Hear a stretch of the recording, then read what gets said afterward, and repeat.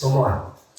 Irmãos, eu quero continuar hoje compartilhando um pouco sobre o que a gente tem se proposto em falar nesse foi no mês de março, no mês de abril, na verdade.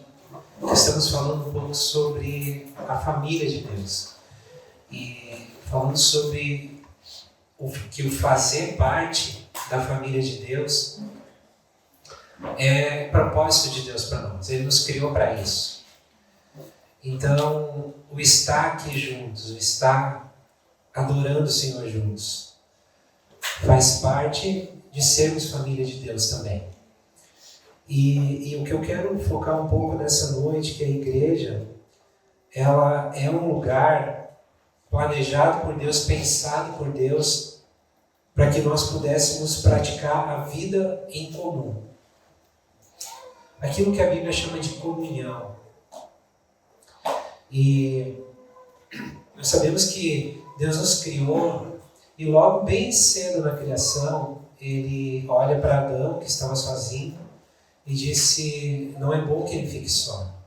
E logo Ele deu para Adão a Eva, esposa dele, para que ele pudesse ter comunhão. Adão já tinha comunhão com Deus, mas Deus viu a necessidade de Adão ter comunhão com um semelhante dele. E aí, ali Deus já mostra o quanto é importante, o quanto Ele deseja que nós não vivamos sozinhos, separados. A gente precisa viver compartilhando a nossa vida. Nós precisamos aprender a cada dia mais viver naquilo que é, de fato, a verdadeira comunhão que o Senhor criou para que nós pudéssemos viver nela. E essa palavra em si, comunhão, ela tem, a gente poderia dizer que ela está sendo minimizada ou esvaziada do verdadeiro significado dela. Porque eu posso dizer aqui, no final, vamos ficar aqui para ter um tempo de comunhão ali, vamos tomar um cafezinho. Então, às vezes, a gente usa a palavra para definir um tempo de uma conversa, né? de uma confraternização, mas comunhão vai muito além disso. Fala de ter uma vida em comum, fala de compartilhar a vida, fala de dar e de receber vida.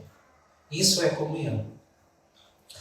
E eu creio que o Senhor, aqui é a última canção que a gente até cantou, não vou lembrar da letra, mas ela fala de Jesus, de Deus fazer mais uma vez o que Ele já fez.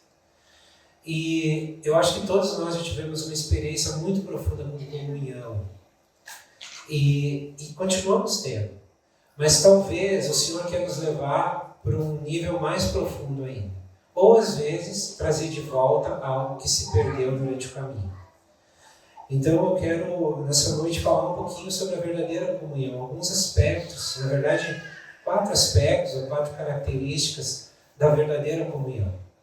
Para a gente poder analisar se aquilo que a gente está entendendo por comunhão ou vida em comum, nós também estamos praticando, ou se é que nós estamos praticando. E se não estamos, o que o Senhor quer voltar a fazer, mais uma vez, aquilo que Ele já fez no passado. E quer nos levar a termos comunhão muito profunda uns com os outros, porque isso é igreja. Isso é família de Deus. Isso é fazer parte do corpo de Cristo. Ter comunhão não é apenas vir num culto. Até porque a verdadeira comunhão, irmãos, a gente não consegue ter ela no meio de uma multidão. Nós podemos adorar a Deus, nós podemos louvar o Senhor numa multidão. Isso funciona tranquilamente. Mas a verdadeira comunhão, ela funciona em pequenos grupos, em pequenos ajuntamentos de pessoas, em poucas pessoas juntas. Isso não quer dizer que eu vou ter apenas comunhão com um pequeno grupo que eu determinei de 4, 5 pessoas. Não é isso que eu estou dizendo. Mas estou dizendo que com essas 5 eu vou ter comunhão. E aí, para mim ter comunhão profunda com outras 5, Não adianta ajudar 10, 20, 50, 60. A verdadeira comunhão ela acontece quando estamos em poucas pessoas. E nós vamos ver isso pela palavra depois. E eu creio que a comunhão também fala de experimentar a vida juntos. Experimentar a própria vida de Deus juntos. Compartilhar a própria vida de Deus juntos. E fala de amar uns aos outros, né? Amar o nosso próximo. De compartilhar a vida com transparência. Isso tudo é comunhão. Compartilhar a vida com transparência. Servir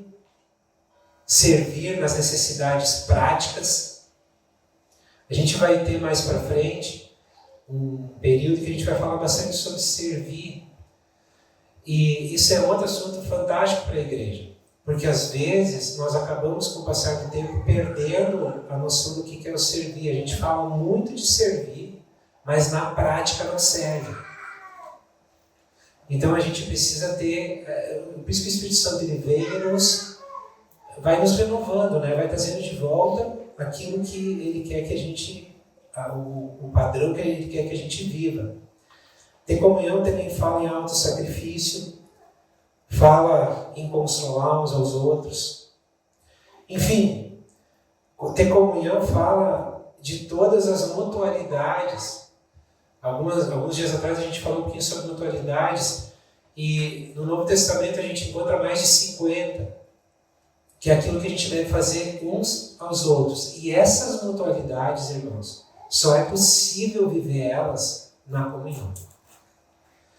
Então, eu quero falar um pouquinho sobre esses aspectos da verdadeira comunhão. Antes disso, abre tua Bíblia em Mateus 18, 20.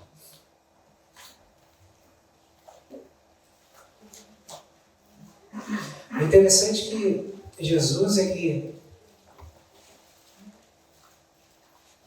ele nos fala de algo especial que acontece quando poucos irmãos estão juntos, reunidos. E nesse texto é interessante que ele diz, pois onde se reúnem 2 ou 3 em meu nome, ali estou no meio deles. É muito comum a gente usar esse texto, pensar nele, como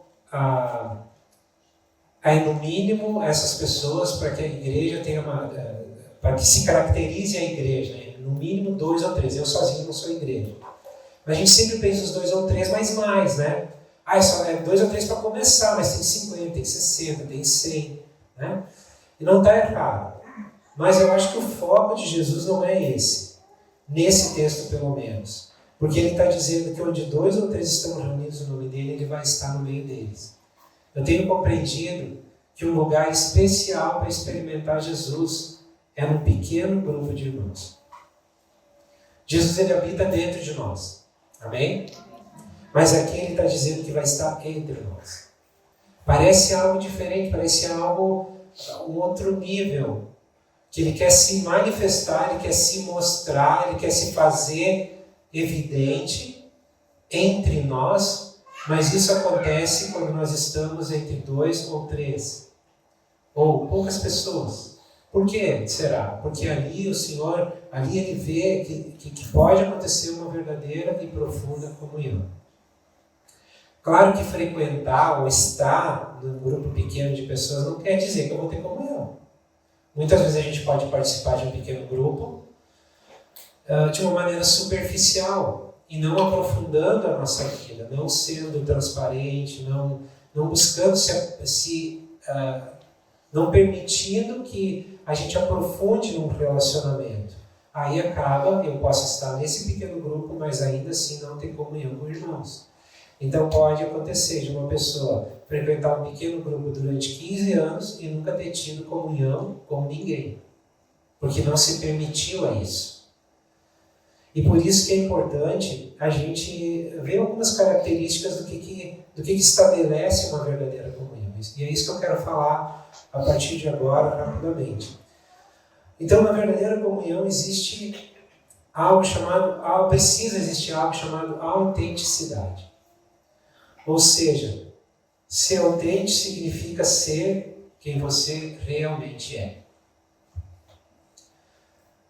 Aqui, nesse grupo, no grupo maior, eu posso não estar bem e colocar uma máscara e vir para cá e está tudo certo.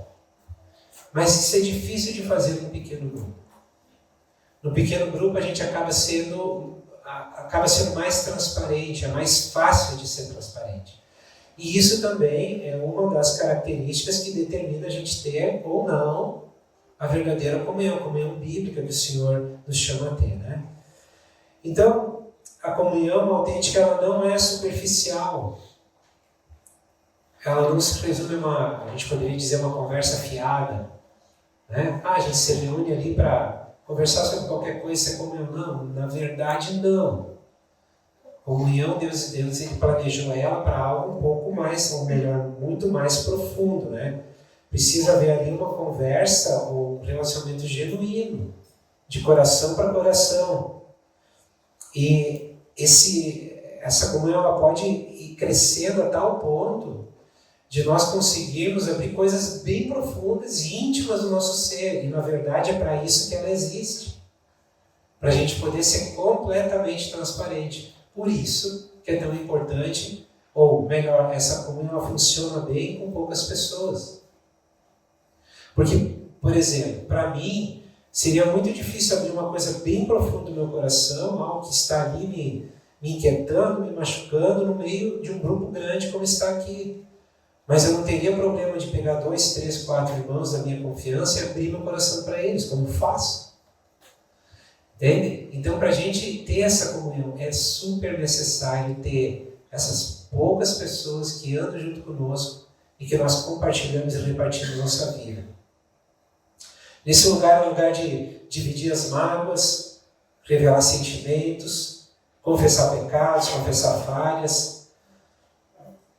A gente pode falar das nossas dúvidas, daquilo que a gente não concorda com certas, talvez até certas reuniões da igreja, enfim, ou certas atitudes de outros irmãos, enfim, a gente pode compartilhar o mais profundo do nosso ser ali. Então, na comunhão verdadeira, nós não temos lugar para o super crentão. Conhece o super crentão? Já ouviram falar dele? Isso é aquele cara que está sempre tudo certo, tudo bem, tudo maravilhoso, tudo na glória de Deus, né? Eu acho interessante, às vezes tem aqueles irmãos que tu cumprimenta, como é que tu tá, meu? Às vezes tu não vê ele há 40 anos, aí como é que tu tá? Tudo bem, glória a Deus, né? Graças a Deus. Mas será que está bem mesmo? Não vou saber se eu não tiver comunhão com ele. Ele não vai conseguir abrir o seu coração se ele não quiser ter comunhão comigo. É impossível. Então não tem lugar para o super crentão. Na verdadeira comunhão, nós vamos ver que todos temos dificuldades, todos temos limitações, todos pecamos, todos precisamos de ajuda.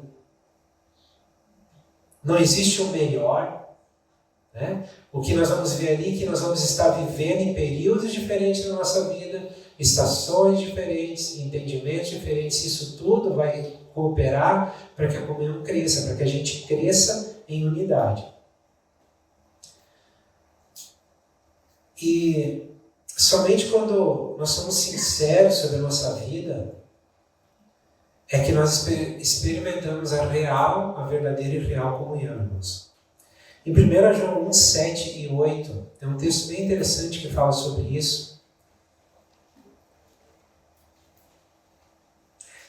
João ele fala sobre andarmos na luz, ou seja, onde há claridade, onde a luz do Senhor está. E ele fala algo interessante, porque ele diz assim: se porém andarmos na luz como ele está na luz, temos comunhão uns com os outros, e o sangue de Jesus, seu Filho, nos purifica de todo pecado. Se afirmamos que estamos sem pecado, enganamos-nos a nós mesmos, e a verdade não está em nós. Ou seja, a luz é o lugar onde os nossos erros, fracassos, feridas, medos podem ser tratados e curados. E essa luz, ela se encontra na comunhão. É ali um lugar onde a luz do Senhor está e onde eu posso abrir a minha vida, posso colocar a minha vida na luz dele, e os meus irmãos vão me ajudar. Por isso que é tão importante nós desejarmos viver em comunhão mesmo. A comunhão ocorre quando as pessoas se mostram honestas a respeito de si mesmas e do que está acontecendo nas suas vidas. De novo, não tem lugar para o supercrentão. Todos nós, irmãos, vamos ter momentos bons e ruins na nossa vida. Vamos ter estações na nossa vida que vai parecer uma primavera e outras que vai parecer um inverno bem sombrio. É assim. E por isso que é tão importante nós estarmos juntos para nos ajudar nesses processos. Agora, tem uma coisa, né? Para a gente ser autêntico, que é do que eu estou falando, a gente vai ter que ter humildade, coragem e confiança. Né? Se a gente estiver ali no meio de um grupo e a gente está disposto a ter uma comunhão verdadeira, a gente vai ter que ter pelo menos esses 3 ingredientes aí participando, né? Que é humildade, me colocar e falar de quem eu sou mesmo, abrir minha vida, coragem para fazer isso, e também confiança de que aqueles irmãos que vão estar ali comigo, eles vão guardar a minha vida. E um dos aspectos da verdadeira comunhão é também esse zelo um pelo outro, esse cuidado um pelo outro, né? Não expor a vida do meu irmão. A gente vai falar um pouquinho mais depois sobre isso.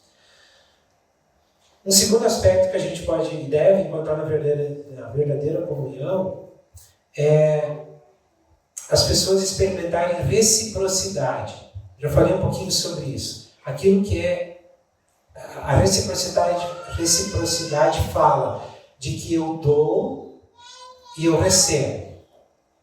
Eu recebo e eu dou. Tá? É algo recíproco. Eu preciso estar ali pronto para dar e para receber. E é interessante que Paulo, em Romanos 1,11, ele fala que está ansioso para estar com os irmãos lá da igreja para compartilhar algum dom espiritual. Daí ele diz assim, isso é para que eu e você sejamos mutuamente encorajados na fé. Cada um de nós recebe dons e talentos de Deus. E esses dons e talentos, eles devem ser usados para abençoar a vida do nosso irmão. Consequentemente, nós também seremos abençoados por ele. A verdadeira comunhão, ela traz isso, esse dar e o receber. E nesse processo, é claro, né, irmãos, que é tão rico porque nós somos diferentes uns dos outros. Como eu falei antes, a gente vive momentos de vida diferentes. A gente pode ter no mesmo grupo, por exemplo, uma pessoa que tem 20 e poucos anos e outro que tem 70. Já pensou a diferença de experiência de vida que tem esses dois irmãos? Ou um que tem 6 meses de conversão, de fé, e outro que tem 15, 20 anos. Então, na teoria, o que tem 15, 20 anos, ele tem que estar com um relacionamento muito mais aprofundado com Deus do que aquele que está com 6 meses. Mas às vezes, e muitas vezes acontece, aquele irmão lá com 20 anos de fé, que já está meio assim no stand-by, ele é renovado pela fé do recém-convertido. É o dar e receber. Tá? Então isso é muito importante a gente levar em consideração, essas mutualidades, esse uns aos outros, que a Bíblia nos traz como uma ordem, na verdade. Né? Como eu falei, no Novo Testamento tem mais de 50 expressões nesse sentido. Algumas eu separei, já falei outra vez, mas vale a gente olhar de novo, amarmos os outros, orarmos pelos outros, incentivar, admoestar, saudar, servir, ensinar, aceitar uns aos outros, honrar uns aos outros, carregar os fardos uns aos outros, perdoar uns aos outros, submetermos uns aos outros, sermos dedicados uns aos outros, além de muitas outras, aquilo que a gente pode até chamar de obrigações que a gente tem, que a palavra nos traz. Tudo isso, lógico, sendo feito no Espírito. Né? Então, esse dar e receber, ele faz parte da verdadeira comunhão. Por que a gente precisa ficar atento a isso? Porque às vezes, irmãos, eu tenho muita facilidade em receber. Eu me coloco naquela posição onde eu estou num lugar onde a igreja precisa me servir, os irmãos precisam me servir. Mas eu não me dou conta que eu também preciso fazer. Vocês têm que me perdoar quando eu errar. Mas eu também preciso perdoar quando vocês errarem. Vocês esperam que eu encoraje vocês. Mas vocês também precisam me encorajar. Eu espero que vocês me amem. Mas eu também preciso amar vocês. Estão entendendo? É sempre um dar e receber. Mas às vezes a gente pode se colocar numa posição que a gente tem facilidade em dar, mas não de receber. Por exemplo, eu tenho muita facilidade em corrigir o Jean. Quando eu vejo alguma coisa na vida do Jean que não está legal, eu posso ir lá porque eu sei que ele é manso e humilde. Amém, Jean? Então ele vai receber uma correção. Ah, mas ele tentar me corrigir. Quem ele pensa que é? Então eu tenho muita facilidade em dar uma correção, mas receber uma? Eu posso ter muita facilidade em ser servido, mas eu servir? Não, isso é para os outros, isso é para os mais novos, isso é para quem tem o chamado da limpeza. Né? Não, é para mim também. É para todos nós.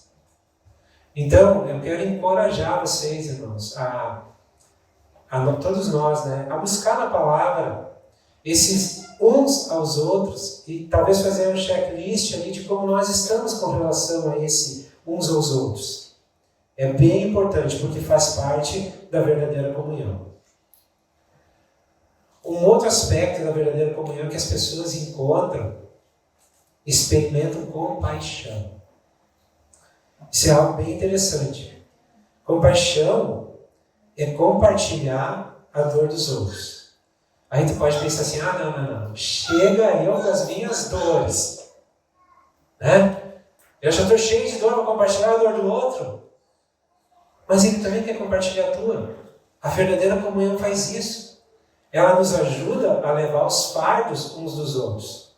Às vezes eu posso estar ali tentando lidar com uma situação na minha vida que se eu, num momento de uma comunhão de verdade ali, compartilhar com os meus irmãos, eles vão poder me ajudar, vão poder aliviar, vão poder carregar o fardo comigo. Às vezes só o fato de eu expor, trazer uma situação para a luz, já vai aliviar. Né?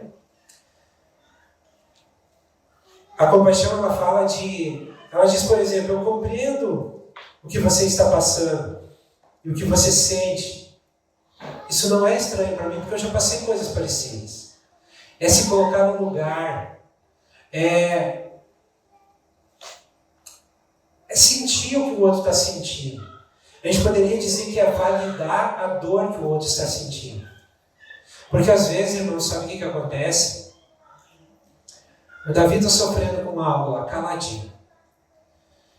E às vezes ele tem dificuldade ou temor de se expor, porque aquilo para ele parece tão bobo, e ele se culpa por estar sofrendo por aquilo que é tão banal aos olhos dele, que ele não vai expor, porque ele vai pensar assim, não, eles vão achar que eu sou ridículo, eles vão achar que eu sou um menininho na fé, eles vão achar que eu não tenho fé, não creio em Deus. Mas a verdadeira comunhão não tem espaço para isso. Porque a gente deve aprender a validar a dor de um outro. Aquilo que para o Davi pode ser uma dor insuportável, para mim pode até não ser. Mas eu preciso validar a dor dele, assim, Davi, eu estou contigo. Eu sei o que tu está sentindo. Eu quero compartilhar esse tempo contigo também. Eu quero andar contigo. Pode contar comigo. Dizer, cara, não tem problema de tu te sentir assim. Não tem problema de estar frustrado, entristecido por determinadas coisas. Não tem problema. Vamos andar junto e vamos vencer isso aí? Compaixão é isso. Agora, para isso, irmãos, a gente, de novo, né, tem que ter comunhão. Não é só aquela reuniãozinha informal ali de tudo certo, tudo bem, maravilhoso, e vamos embora. né? Não. É aprofundar as raízes na comunhão. É procurar entender e compreender melhor. É procurar sentar sobre aquilo que o Senhor nos deu e viver de fato o que é a verdadeira comunhão bíblica. Existem duas necessidades fundamentais do ser humano. Uma é de ser compreendido e a outra de ter os seus sentimentos respeitados. Isso, na verdadeira comunhão, deve acontecer. Eu sou compreendido e os meus sentimentos são respeitados. Às vezes, como eu falei antes, talvez o meu sentimento pode parecer uma infantilidade para o meu irmão que talvez está ali naquela área da vida mais maduro que eu. Agora, o que faz a comunhão? Aquele irmão mais maduro que eu vai respeitar o sentimento que eu tenho, vai compartilhar a vida dele comigo e vai me ajudar a andar naquela situação. Isso é ter misericórdia. Isso é andar em misericórdia uns com os outros. Amém, irmãos? Gálatas 6,2, um texto bem conhecido, diz: levem os fardos pesados uns dos outros e assim cumpram a lei de Cristo. Olha só, ele coloca a nível de uma lei de Cristo o nós levarmos os fardos uns dos outros. Por isso que é tão importante a gente estar junto, irmãos. Por isso que é tão importante nós termos relacionamento de pequenos grupos. Por isso que é tão importante a gente ter esse coração de cuidar um do outro, de guardar uma vida do outro. Porque todos nós temos fardos pesados para levar. E a palavra nos diz que nós devemos ajudar uns aos outros nesse processo de levar esses fardos. Tu não deve ter medo de expor o teu fardo. Se tu não expor ele, muitas vezes aqueles que vão estar andando ao teu lado não vão te ajudar. Porque eles não sabem o que tu está carregando. Agora, quando tu é verdadeiro naquilo que tu está vivendo, a respeito de quem tu é e de como está a tua vida, e quando tu é transparente com respeito a isso, vai ficar fácil para os irmãos que estão do teu lado identificarem as suas necessidades e ajudarem a te carregar nelas. Nós precisamos retomar com muita seriedade essa verdadeira comunhão. Amém? Estão entendendo? Um outro aspecto que nós precisamos encontrar na verdadeira comunhão é experimentar misericórdia.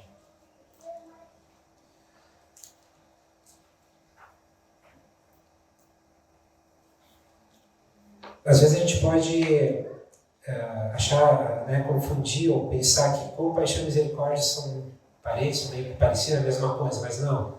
Esse aspecto fala de uma outra forma. A comunhão, irmãos, é um tempo onde a graça ela se sobrepõe, ela prevalece contra a justiça própria. A verdadeira comunhão ela nos leva para um nível de relacionamento que nós temos misericórdia uns dos outros. Quantos aqui já foram perdoados por Deus? Quantos já foram muito perdoados por Deus? É com essa misericórdia que Deus nos perdoa que Ele espera que nós tenhamos com os nossos irmãos. É o mesmo nível de misericórdia. Então a misericórdia, ela triunfa sobre a justiça própria. Eu acho que vocês vão concordar comigo que quando uma pessoa peca, é muito comum quando pecamos, nós já carregarmos junto uma consequência desse pecado. É ou não é? Eu peco, vem uma consequência. Seja uma coisa prática, seja um sentimento, eu já estou me sentindo mal, a beça, porque eu sei que eu pequei, porque eu fiz algo que o Senhor não concorda, então eu já estou me sentindo mal. Nessa hora, é onde se aplica a palavra de Jesus, que não precisa pisar a cana que está quebrada, e nem apagar o pavio que está fumegando.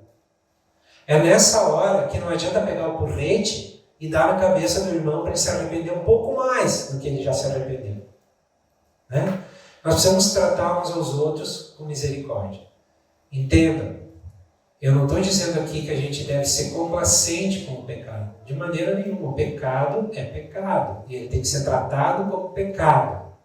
Mas o irmão é irmão e precisa ser tratado como irmão. Entenderam a diferença? A gente precisa aprender a ter misericórdia uns com os outros. Afinal de contas, eu acho que todos nós precisamos dela, né? O que vocês acham? Todos nós precisamos de misericórdia. Porque todos nós pecamos. Todos nós, de vez em quando, tropeçamos, caímos, precisamos de ajuda de alguém para nos levar de volta para o caminho. Né? Eu não estou falando aqui com respeito à salvação, eu estou falando aqui, às vezes nós desviamos a nossa vida no cuidado com alguns princípios de Deus, e isso vai começar a trazer consequências, e nós precisamos daquele irmão que tem comunhão conosco, de nos ajudar a trazer de volta. Mas para mim conseguir fazer isso com o meu irmão, eu preciso ter misericórdia dele. Mais uma vez eu preciso me colocar no lugar dele. Outra vez, não é dizer, meu irmão, está tudo bem, tu pecou, todo mundo peca. Não é isso. Mas é ajudar ele a levantar daquele lugar que ele caiu, se arrepender e voltar a caminhar. Isso é ter misericórdia. Não se pode ter comunhão verdadeira sem que haja perdão. A amargura e o ressentimento destroem a comunhão.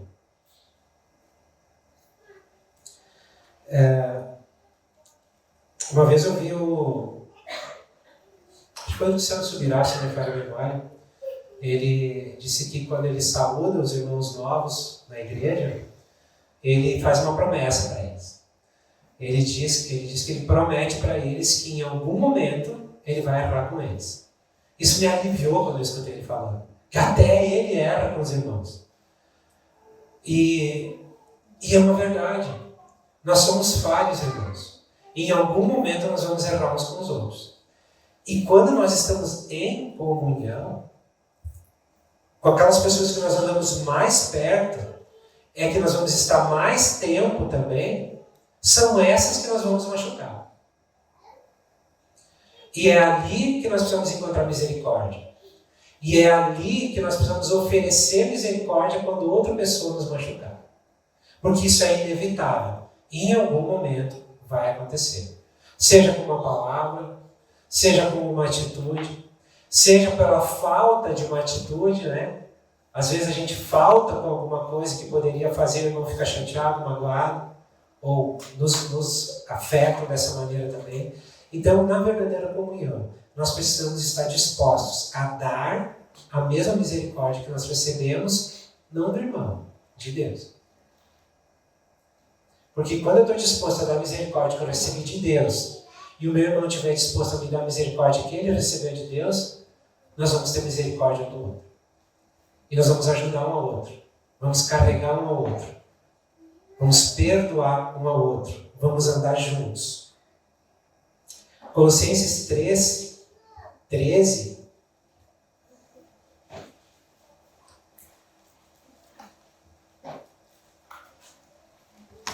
Paulo ele usa uma expressão, suportem-se uns aos outros.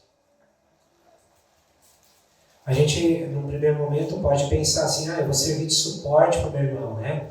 Onde ele pode se escorar e andar, onde ele pode ter uma força do lado dele, né? De uma forma, de um certo aspecto, sim. Mas quando tu olha o texto, continua o texto, ele diz, suportem-se uns aos outros e perdoem as queixas que tiverem uns dos outros. Então, esse suportar uns aos outros também está relacionado com aumentar aquele irmão mala. Sabe? Aquele que insiste, melhor, aquele que Deus insiste em usar para te provar. Né? Paulo diz, suportem-se uns aos outros e perdoem as queixas que tiverem uns dos outros. Perdoem como o Senhor lhes perdoa. Então, a misericórdia de Deus conosco deve servir de estímulo para nós perdoarmos os nossos irmãos, termos misericórdia com eles também. Agora,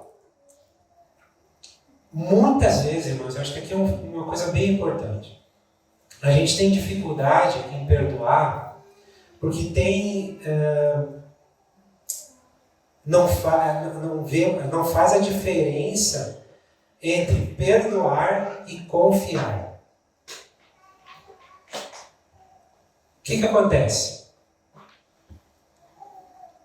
Vou usar outro irmão de exemplo, porque senão os irmãozinhos vão ficar chateados comigo. O Estevão.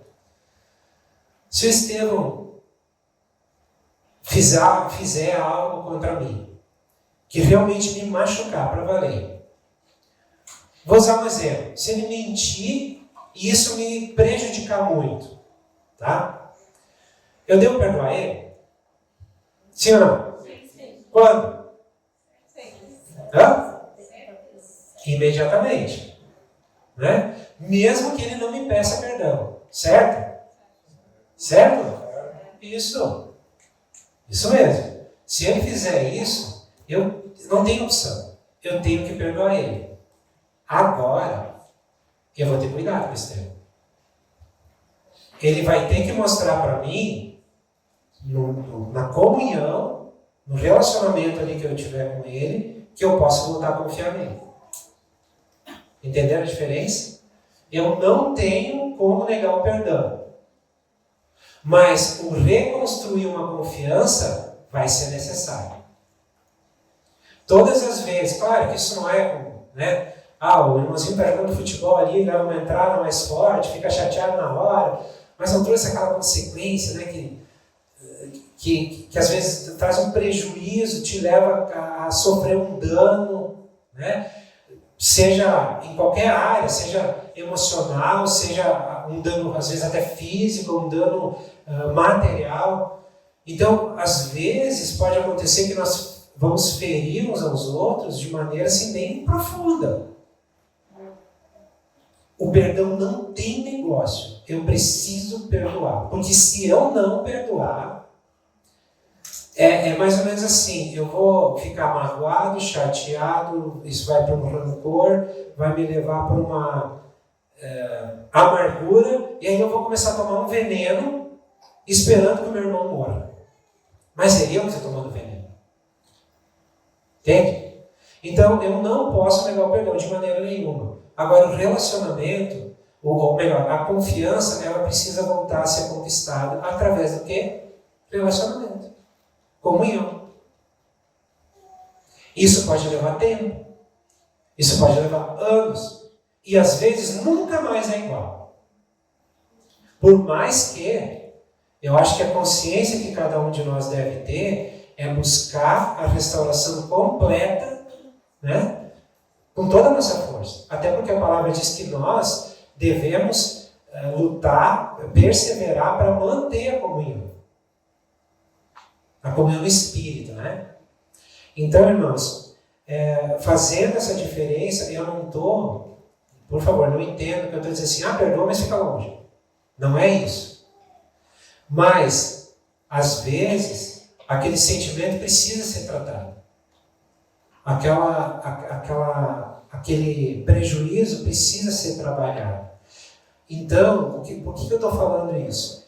É porque às vezes a gente fica com uma culpa e pensa, eu não consigo perdoar o irmão, eu não consigo perdoar. Mas tu não consegue perdoar por quê? Porque é um sentimento que tu tem ou porque tu não quer obedecer a Deus que te mandou perdoar?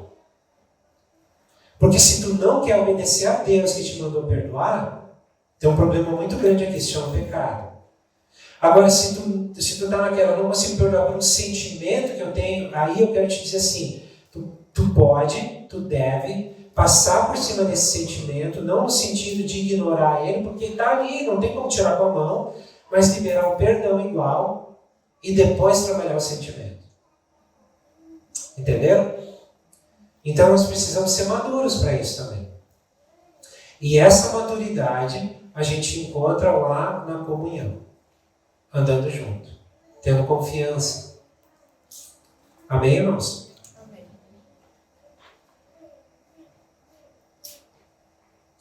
Então, para terminar, o melhor lugar, como a gente viu na palavra de Jesus ali em Lucas, o melhor lugar para a gente chegar nesse nível de comunhão é em pequenos grupos reunidos. Poucas pessoas juntas. A gente está tendo uma experiência bem legal em casa. Acho que eu falei da outra vez.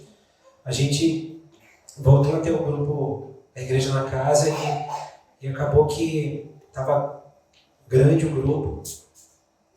E para manter na casa, que a gente entende que tem algo diferente ali, né? Para manter na casa, a gente propôs para os irmãos a gente fazer 2 grupos. E está sendo tão legal. Ficaram os grupos um pouco menores. E está sendo tão legal. Onde a gente pode agora escutar todos os irmãos falar. Todos eles compartilhar alguma coisa. A gente vai chegar no nível de abrir coração, eu não tenho dúvida disso. A gente vai chegar nesse nível. E eu quero com isso incentivar vocês. Eu sei que muitos já têm, né? Eu já participo de um pequeno grupo, tem até um na sua casa, mas se ainda não tem, procure juntar com 2, 3, 4 irmãos, 5 irmãos. E procurem trabalhar nesse aspecto de ter uma comunhão verdadeira. Seja orando juntos, vendo a palavra juntos, comendo juntos. Né? Até chegar no nível de abrir o coração, de pedir por ajuda, trazer uma falha. Ou seja, praticar as mutualidades.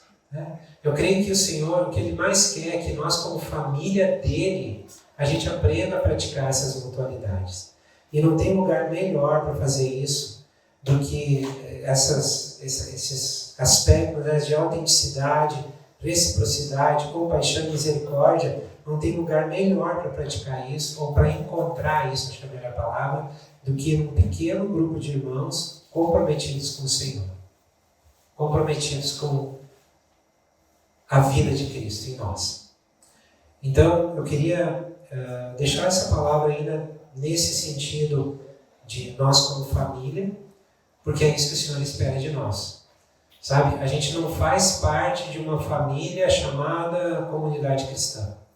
A gente faz parte de uma família chamada Corpo de Cristo, família de Deus.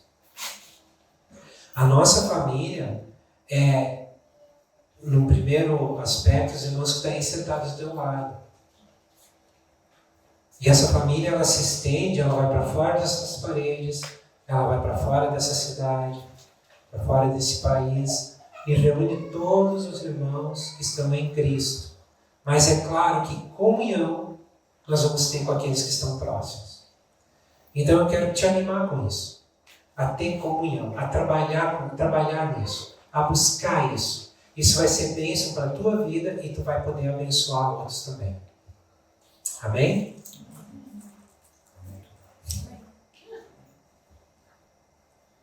Vocês entenderam bem a questão do perdão? Hã? Tá. Não quero que fique confusão, do tipo assim, o Abel disse que eu não preciso mais perdoar. Ou, ele disse que eu tenho que perdoar, mas eu posso chutar o cara, não preciso mais nunca mais olhar para a cara dele. Não, é isso. Agora, se a gente não liberar um perdão, nunca mais vai voltar a confiança, pode ter certeza. Tudo começa com o perdão, e depois vai ser trabalhado e a confiança vai voltar. E eu preciso fazer a minha parte nisso. Eu sempre tenho a minha parte nisso. Né? Mesmo quando o irmão erra contra mim, eu vou ter a minha parte. Porque talvez eu irritei ele, por isso que ele errou. Então eu tenho a minha parte.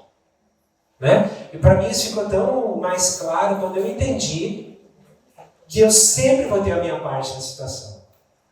Então eu preciso liberar o perdão, procurar qual é a minha parte, começar a trabalhar com isso e começar a buscar reconstruir uma relação de confiança, de aprofundar essa relação depois. É isso que eu quis dizer. Tá? Amém? Vamos orar sobre isso?